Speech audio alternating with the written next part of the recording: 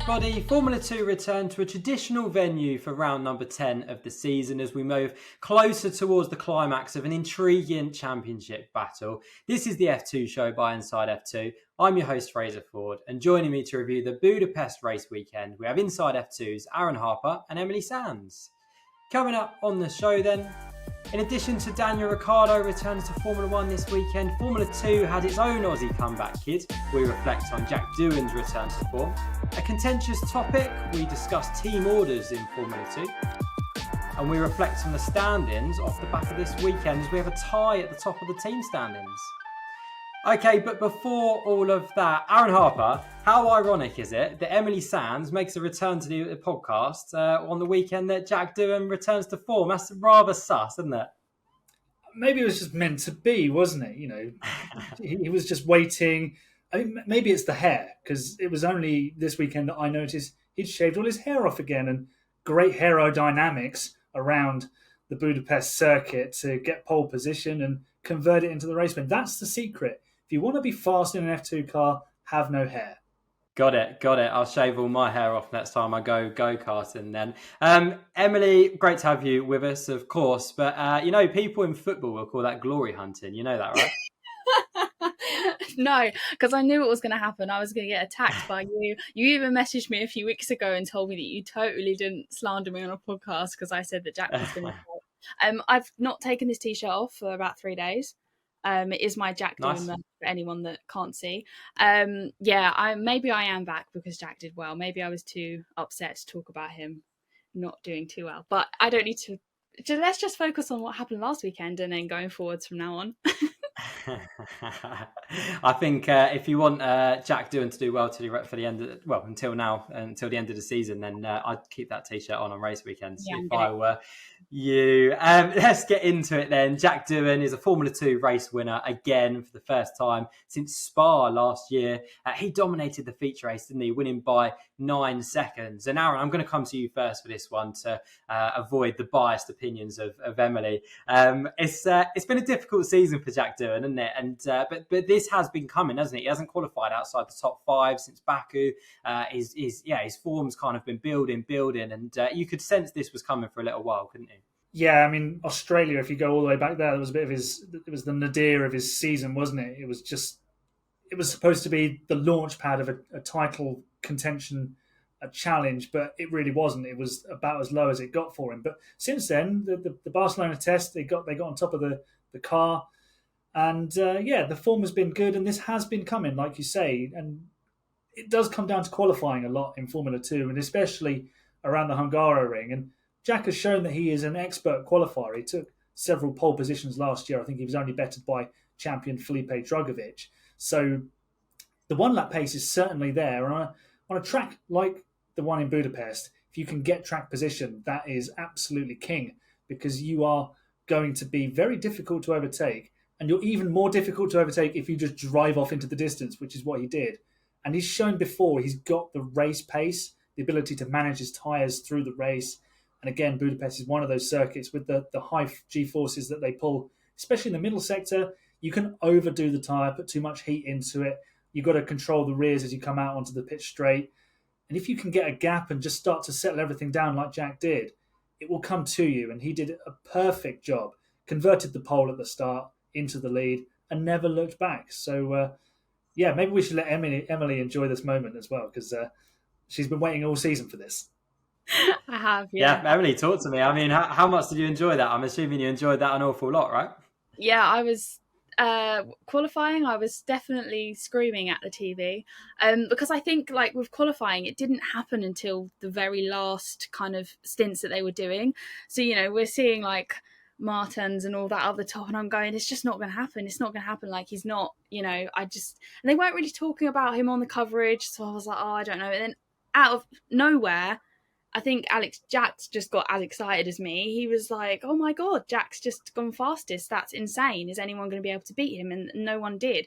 I think it's been a difficult weekend. Obviously, Silverstone was really good as well. He got a podium in the sprint race. So maybe that just boosted his confidence a little bit. And he said the car felt great on that track specifically. So yeah, I'm really happy that it's his first win of this season. However, I kind of am looking at it as in we've only got 4 races left. Is he actually going to be able to get any more podiums? And, he was 7th in the title and now he's 5th.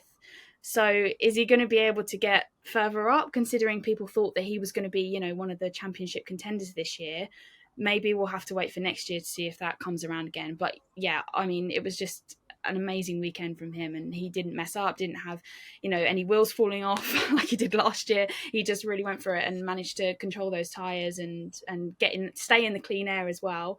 Because we know that Budapest is quite a dirty track to drive around, especially with all of those tyre marbles everywhere. But yeah, he just did a great job. It really worked out for him. Yeah, it's really interesting to understand at what point Jack Doohan's season changed. I think it was probably the in-season test, wasn't it? And I'm really interested to know what that was, whether it's tyre management, what it was that kind of changed. He obviously managed the tyres incredibly well this weekend, and that's clearly a big strength of his to tyre management and controlling that once he's out front. And Aaron, as Emily's just said, 4 rounds left towards the end of the season. Is it a bit of damage limitation now? Is it get as close to, he's 5 points off Victor Martins for 4th place in the championship. He's a little bit further back from the top 3 who we expect to be competing for the championship. Is it to get as high up as he can? Is 4th a good season for him, given the start of the season he had? Would he be happy at the end of the season if he finished in 4th? I don't think so, with his expectations coming in. I think 3rd is probably still a realistic target for him. And the way motor racing seems to work and the way the scoring system works in Formula 2 with the 2 races, he only needs a weekend like Ollie Behrman in Baku, where he does the double, takes pole, gets all the points available, and Vesti and Porsche tighten up a little bit or have an accident and they lose a whole bunch of points. And suddenly, with a few races left, he could be right in the shout. We've seen it before in Formula 1. Kimi Raikkonen, Sebastian Vettel in the Formula 1 championship won the championship at the final race from nowhere, really. So it's a long shot, and you might think I'm a bit crazy for suggesting it, but the title might still be a slim possibility. Unlikely, I'll admit, but there's still a chance for certainly more victories because the pace is there, and he could prove a real problem for those championship contenders in Vesti, Porsche and Iwasa, who want to get as many points as possible. And if Doohan is sending it down the inside at corners, they're going to jump out of the way. They don't want to have an accident, so they might have to give up a few points to Jack Doohan, and he can use that to his advantage. Aaron, I'm going to go out on a limb here. I don't think he's going to win the championship. Not because I don't want Jack Doohan to win the championship, but I just think he's just too far back. And I'll even go on record and say, if Jack Doohan does win the championship, I'll do a forfeit. You can pick a forfeit, Aaron, and I'll do a forfeit. All right, I'll go on record and say that because I think he's just a little bit too far back. But I'd love Jack Doohan to win the title. But yeah, I think it's probably think how Frederick Vesti, Terry Porsche have been so consistent this season, haven't they? And for them to have a weekend where they're not, in the points, for example. I know Frederick Vesti had a pretty poor weekend in the British Grand Prix, but it's just a little bit too far back, and it's a bit of a long shot, right? Yes, it's a long shot, but if he wins it, you can still do a shoey. That's a deal. I'll do a shoey if he wins the title. Absolutely, we'd love to do that. Right, let's move on then. A big moment in the race was, or in the feature race, definitely was, and potentially a big moment in the championship. To be fair, was Victor Martins running or defending from Teo Porsche as he exited from the pit lane, pushing him off at turn 4. It cost Porsche a run at his championship rival, Frederick Vesti, and it meant he lost a place to Isaac Hajar and then subsequently to Ayumu Iwasa as well. What did you make of that, Aaron? Did you, what are your thoughts on that, first of all? It's a tricky one, isn't it? Because a lot of these drivers are paying for the privilege of driving a Formula 2 car, but then at the end of the day, they still represent their team in ART or Prema or whoever they're racing for, and they have to do that in a certain way. And it's no good for the team because, especially if they collided, if they had an accident, because they want to score as many points as possible. Now, I know in Formula One, obviously, the championship positions in the constructors dictate how much prize money there is. I did a little bit of research during the feature race. I couldn't, for the life of me, find anything to do with prize money for the F2 standings in the team's sense. I think there's a bit of prize money for the drivers if you win the championship, but ART didn't help themselves because of where they put Martins on the track. But then they've got to be seen to give each driver equal opportunity, and I think that's where the problem lies. Yeah, we'll come back to team orders in a minute. I think it's a really valid point. And Emily, I put a poll out on Twitter. I really wanted to know how people felt as to whether was Victor Martins a bit too aggressive in defending, was Teo Pourchaire a bit too aggressive in given his position in the championship. Should he have been taking it a bit easy there? And it was really split. 52% of people saying that Teo Pourchaire was too aggressive. Only 48% of people saying that Victor Martins was. Peak Performance on Twitter said they were both too aggressive. What are your thoughts on that, Emily? Was Teo Pourchaire a little bit too aggressive given the position he is in the championship, whereby he could have been attacking Frederick Vesti, for example? I agree with Aaron. It's such a split decision. Both of the cars weren't at maximum performance. Obviously, Martins had just come out. He was on cold tyres. Teo had so many tyre marbles. He didn't have any grip, really. But obviously, Pourchaire's going against Vesti. That's his champion title contender. You could argue and say that Martins might have been threatened by Doohan doing so well, considering they're both part of the same academy. So, and again, with the team orders, like you said, they shouldn't have brought him in if they knew that Pourchaire would have just passed him as he was leaving the pit. So I think in F2, it is more about the drivers because, like Aaron said, they do pay to be there. And all the other teams like Ferrari, Alpine, Red Bull, they're all looking at these junior drivers to see who they can bring up. Obviously, it's great for the teams in F2 to be able to say, like MP last year won the constructors and had Felipe as their champion. That was a great step for them. But I do think that it is more about the individual drivers than the teams itself. But then again, you can say, well, maybe they shouldn't have been aggressive because they could have taken each other out. And then that would have been a massive deal for both of them because they both would have missed points and the team would have missed points.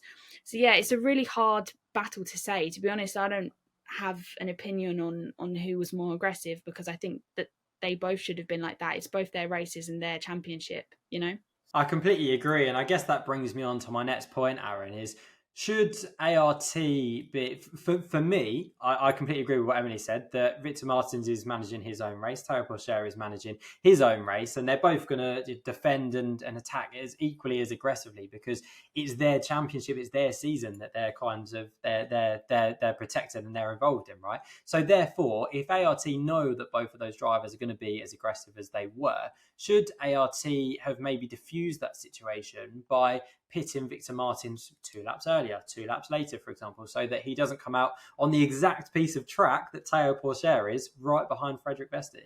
Yeah, there is a certain amount of pre-planning to it. I mean, I suppose that perhaps the easiest way to do it is put them on different strategies to begin with. Put one on the soft tyres and put one on the harder tyre to start the race. And they run opposite strategies, and then you see where you end up. In theory, they'll always be likely to meet on track if they're quick. That's the problem.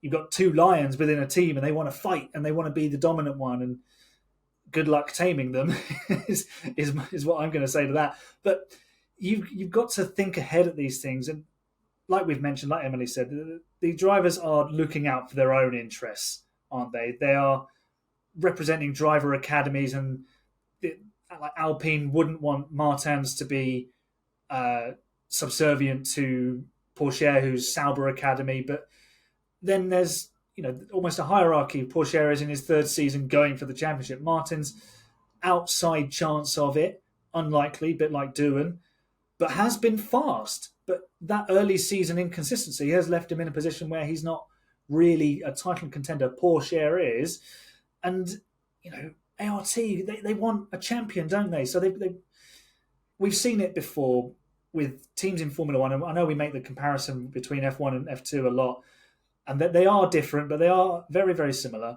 You've got to pick a horse and back them, and Ferrari sometimes are very good at doing that. Red Bull are very good at doing that.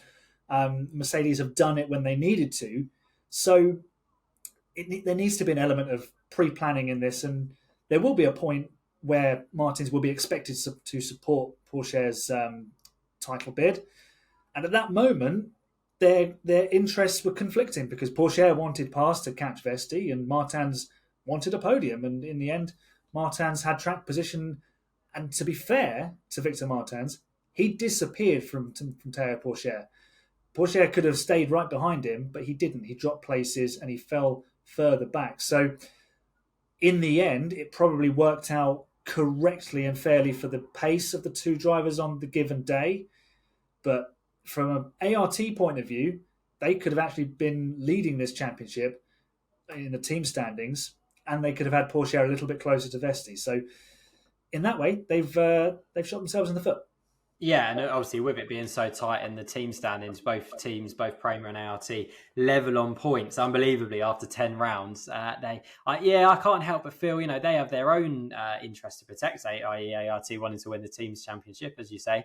Perhaps if, I think Pourchaire fell through it lost a place to Hajar and then Iwasa because he had marbles on his tyres from the battling, right? And I don't know, part of me thought at the time, should ART have told Victor Martins to let Pourchaire through and have a go at Vesti, and then Martins maybe had the tyres later on in the race to then get Pourchaire and maybe even Vesti after that battle had kind of played out, and therefore they wouldn't have lost as many points in the championship. And as you say, Aaron, they would have been leading the team's championship right now.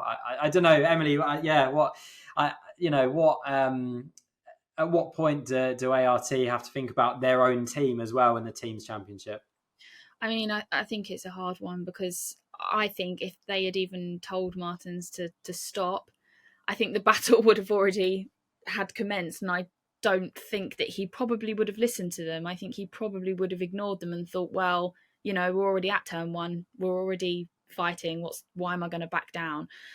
I think it's just such a difficult topic to talk about because obviously ART want a really good result for the team and they've got two fantastic drivers, and Martin has been, at the beginning of the season wasn't as great, but now he's, being a bit more consistent. But then Teo, like you said earlier, he is rightfully, earning those points. So I don't know, it's a really difficult kind of conversation to balance and kind of guess who's right and who's wrong. But I mean, they could step in. Obviously, there's going to be some sort of team orders there, but then again, they might have put them on a different strategy. That would have helped. I guess we'll have to see if it happens again, and if it happens to any other teams and how they deal with it, and then maybe we can guess off of that. Absolutely. Really interesting dynamic for the final 4 rounds of the season for us to keep an eye on, particularly if that team's championship between Prema and ART remains as close as it is right now. Let us know your thoughts on that as well, by the way. Let us know in the comments what your thoughts are on that particular circumstance and incident. We'd love to hear your thoughts on that one. All of that then means that Frederik Vesti is 11 points or has an 11-point advantage as we move into the last 4 rounds of the season. And what I'm really enjoying is the fact we have an actual title battle this season in Formula 2. This time last year, Felipe Drugovich was about 800 points clear or something like that, and the title was done and dusted, wasn't it? Is Frederik Vesti the favourite going into the final 4 rounds for you, Emily? I think so. I think he's been consistent, but then again, I might be a bit biased, and I think Teo's done a really good job this year. Obviously, he made a few silly mistakes at the beginning of the season, taking Ollie Behrman out. I can't remember what track that was, but there was a couple of incidents where things hadn't gone his way, and obviously this weekend it might have just been a case of him managing the tyres a bit better. But I think Frederik Vesti I think he probably will win the title, but it's F2. Anything can happen. So next week, it could, everyone could all rejuggle again. And as soon as those pit stops start happening, everything just messes up, doesn't it? So I don't know, but I think Vesti probably will win the title this year. But, most things I say doesn't happen. So I won't get too carried away. If you keep wearing your Jack Doohan t-shirt on race weekends, it could be Jack Doohan. Who knows? I doubt it, maybe. Aaron, Yuma Iwasa, P4 in the feature race, and he's not too far. You can't count him out of the title race either, right? He's been so consistent this season. What does he need to do to really close the gap over the last few rounds of the season? He needs to qualify a lot better. He needs to qualify at the front. The the thing that you've seen with Vesti and Porsche is they're generally qualifying really well. Vesti had that blip in Silverstone where he was 10th. I don't remember him being sort of lower than that really very often this season. Iwasa's had a couple of occasions where he qualified outside the top 10. And if you do that, you're not in contention on the Saturday for the sprint race and the big points there. So when Vesti qualified 10th at Silverstone, he went on and won the sprint race on the Saturday by about a week. And then obviously failed to finish on the Sunday, but he'd already scooped some points. I did an article on the website talking about this because you asked him in the press conference about his consistency, and he said it was a bit of a snowball, and sort of obviously Silverstone sort of slowed that down a bit, but that was his worst weekend in the last 5 rounds. 10 points. Some drivers they're scoring in both races, but they're not scoring that many points. And over the last 5 rounds, he scored nearly 100 points, Frederic Vesti. And Iwasa scored somewhere in the 70s, and so has Porsche. So that's where they're sort of being found out, is they're not qualifying as well as Vesti. So that's what Iwasa needs to do, is make sure he's at the front so he can get really a feature race victory, because he's got 2 sprint race wins, I believe, this season. But it's going to be very difficult because, like Emily said, Vesti's the man in form. He's been very, very consistent. Porsche also very consistent. And the problem is, for these drivers, as much as they're quick, you've got Ollie Behrman who's fast and can put it on pole. Victor Martins has more poles than anybody this season, I think. Jack Doohan has found his form. And then you can get surprises from Richard Verschoor and some other drivers because safety cars, like Emily said, this is Formula 2, wild things happen. And for a Yuma Iwasa, he needs to put himself at the front, out of any problems in the midfield, and be on hand to capitalise on any misfortune that befalls Vesti or Porsche or anybody else.